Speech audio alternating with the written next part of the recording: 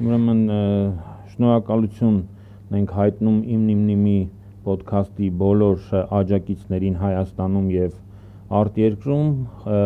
խնդրում ենք, որ նրանք նույն ջանասիրությամբ օգնեն ոդքասթին, որպեսզի կարողանա աշխատել, իդեպ հենց նրանց աջակցությամբ, որ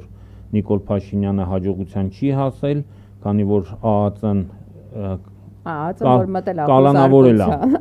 կալանավորել է նաև գույքը, ինչի համար է կալանավորել, որովհետև ի վերջո այդ նույն միկրոֆոններով, այդ նույն շտատիվներով բանով, այդ դրանց օգնությամբ է տեղի ունեցել հանցագործությունն է։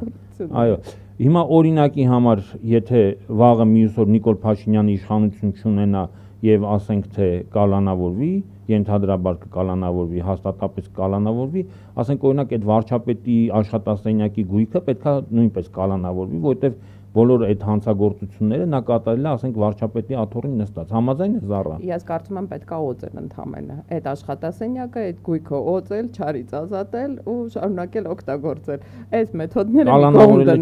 կալանավորել դեմ է։ Դախր դու հասկանում ես, մտնում են խոզարկության, խմբագրություն են մտնում, խուլիգանության հոդվածով, հա, նես չի, որ ես իմ ուրիշ հանցանքի, չգիտեմ, տերորիզմի կազմակերպման հոդվածով են մտնում ու կալանավորում են, ասել քեզ, շտատիվները, կամերաները, միկրոֆոնները, երեխեքը պատմեցին, որ անգամ iPhone-ի չաշխատող զարյադաշնիկ են տարել, թե այդ ինչի համար են տարել։ Մանավանդ որ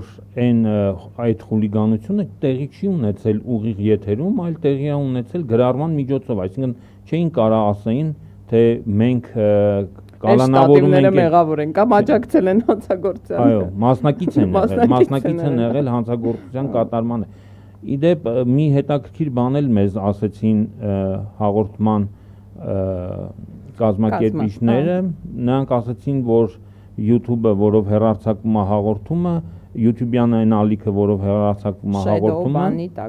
այո, այսինքն սահմանափակման տակ է եւ բազմաթիվ մարդիկ, հազարավոր լսարանը չի ստանում ծանոթություն, որ կա հաղորդում։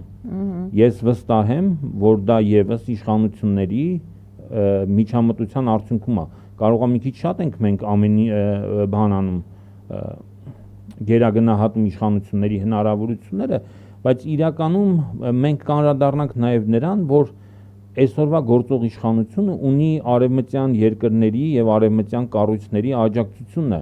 Ու շատ տարօրինակ աջակցությունը, ոչ միայն ասենք վերբալ աջակցությունը, ոչ միայն չէ, քաղաքական աջակցությունը, այլ նաև ունի տեխնիկական աջակցություն։ Նաև ֆինանսական աջակցություն։ Որը տարօրինակ ինչ-որ դրսևորումներ է ստանում։ Օրինակ YouTube-ը ինչ ագրգռվածություն ունի, իմ podcast-ը գցելու shadow բանի տակ։ Ես անկեղծ չեմ հասկանում, էլի, այս ակտիվ աշխատող, այսքան դիտում ունեցող ալիքը, հատկապես հիշում ես Սերժ Սարգսյանի podcast-ից հետո ինչ դիտումներ